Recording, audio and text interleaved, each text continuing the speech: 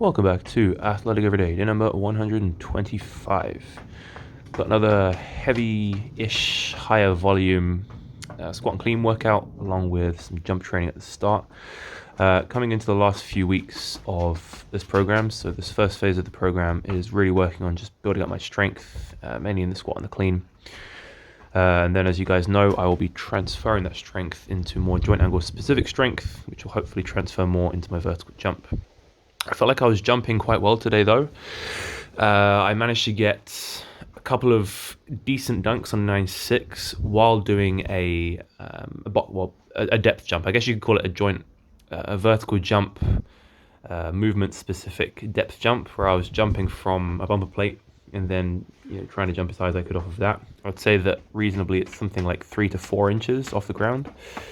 And I have no idea whether I jump higher off of just a full approach or like a a 3-step approach versus just jumping off of the 3-inch, I guess, the bumper plate. I have no idea which way I jump higher from, but today it certainly felt like I was jumping higher. It's difficult to tell with jumping because it can vary so greatly from day to day, just how high you jump, depending on how activated your nervous system is, how well recovered you are. So I think today was one of those days where I think before this workout I was fairly caffeinated, I was well rested. So coming into this workout, I feel like I was able to perform quite well in the jumps. And I think that was also quite well reflected in the cleans and the squats as well. So as you guys may have seen, I got I guess you could call it a 9RM with 140 kilos. So I basically just decided at the end of the workout, you know what, I'm just going to put 140 kilos on the bar and just do it for as many reps as I possibly could. And to be honest with you, I really surprised myself with just how much I was able to actually get on that get with reps. I wasn't really expecting anything more than like 7 reps, considering 2 weeks ago I got 6 reps, and at the end of that I was pretty much dead. But it really just goes to show how much nervous system arousal and when your mind's in it, you really can get a lot more. So I was actually listening to Going the Distance by Bill Conti, which is the soundtrack from Rocky 2. It's that training montage when Adrian's in the hospital and she's just been diagnosed with, I can't remember what she has, but basically she's in the hospital and then she goes, "Win, Rocky, win." And then that song comes on and it's just the whole training montage there. Anyway, it's a really, really moving song. And when you have that in your ear, when you're in rep, when I was on rep like 6 and 7, I was like, oh, I could just stop here. And I was like, fuck it, I'm just going to go for 2 more. And to be honest with you, I honestly don't think I went to complete failure. I feel like I could have definitely got a 10th rep, or at least I could have attempted a 10th rep.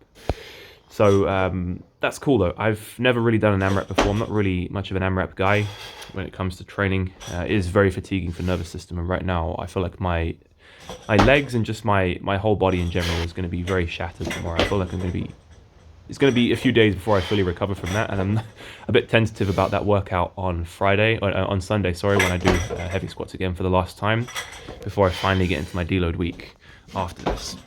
So speaking of the deload week, I am more or less just going to reduce the volume and intensity on both the squats and the cleans.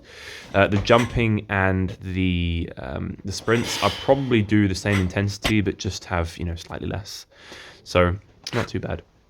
I think having a deload week, then retesting after that, I can hopefully expect to get, I'm looking for, my current max for the clean is 125, so anything above 130 I would be really chuffed with, really happy with. And my current max on the back squat is 170 kilos, so anything above like 180 I would be quite happy with. Even 175 and above I'd be quite happy with, but I really would like to get a 2 times bodyweight squat. It's been a goal of mine for a long time.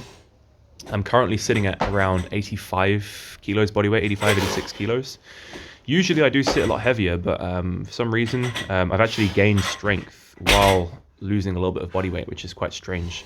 I don't know if you guys remember, but back when I was doing my weightlifting program, back at the start of Athletic Everyday, first few weeks of that, I was probably sitting at around 88 to 90 kilos body weight, and those were my maxes back then, 170 back squat, and the 125 clean, and actually 120 clean and jerk. So it would be very intriguing to see if I can actually get a higher squat with a lower body weight, which would mean that my relative strength, my strength per kilo of body weight is actually increased, which is obviously a fantastic indicator of power production and vertical jump performance. because it's all very well being strong, but if you're heavy as hell and you don't move very well, then you're probably not going to jump very high and put much power out. Although you have high force production, you have to be able to move that force really, really quickly. So this was the first set with 140. The program says 4x5, so I figured I'd go 140 for 5, 142.5 for 5, and then 145 for 5.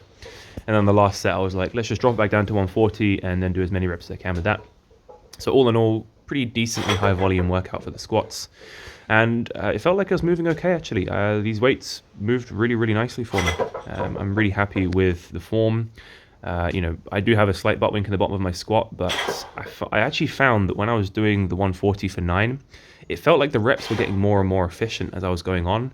Purely because I think when you get more fatigued, assuming your form is still competent, your body will look for a way to find a more efficient way to do the movement, so it doesn't have to exert as much energy every single time. So it probably meant that I was dropping faster and slightly less under control, hitting the bottom of that squat harder, so I could subconsciously make the most of that stretch reflex. My body was trying to dip into that hole so I could come out faster.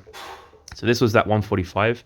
If you guys remember last week, that last rep of the 145, I was really struggling with, and I was actually rounding my back a little bit on that last rep. But last rep of this 145, either this one or the next one, really moved quite well for me. I think maybe I could conservatively have gotten another rep out. So I'm really pleased with this workout overall, guys. It's been a pretty great workout in general, and I really enjoy this one the most, that and the other one, because it's just hitting everything. I'm getting to do some Olympic weightlifting, I'm going to do some heavy squats, I'm also going to do some plyometrics and some vertical jump. If I could program every workout to be like this, I mean, I can't, but if I could, it would be really, really good.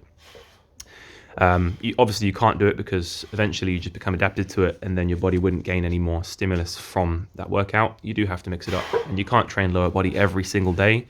Although I guess people like Ivan Jurek maybe would beg to differ, but in terms of athletic performance, you do need to have days where you at least modulate the volume intensity of the workouts or change the stimulus of the workouts. But for the most part, I wouldn't recommend training every single day to really, really high intensity, really, really high volume, and still be able to expect decent results. Anyway, so here are the last few reps of this 140 for 9.